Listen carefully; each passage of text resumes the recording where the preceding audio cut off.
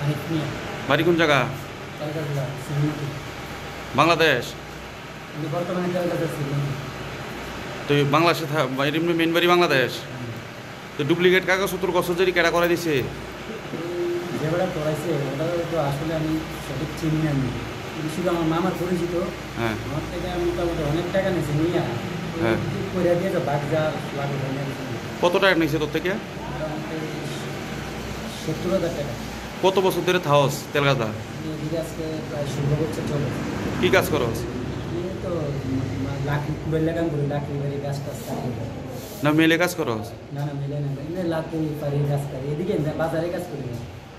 তো কি ডুপ্লিকেট কি কাগজপত্র করছ এই পর্যন্ত? ওই তো ফিয়াট হয়েছে সাথে মানে বাচ্চা দিয়ে করে দিয়ে করছে, আপনি আধার কার্ড করছে, এটা তো আধার কার্ড অরিজিনাল। তো বাংলাদেশ কোন জায়গা বাড়ি? আমরা অরিজিনাল বাড়ি আসছিলাম আপনার সিলেট আসছিল, সিলেট থেকে আই করছে। সিলেট কোন ডিস্ট্রিক্ট?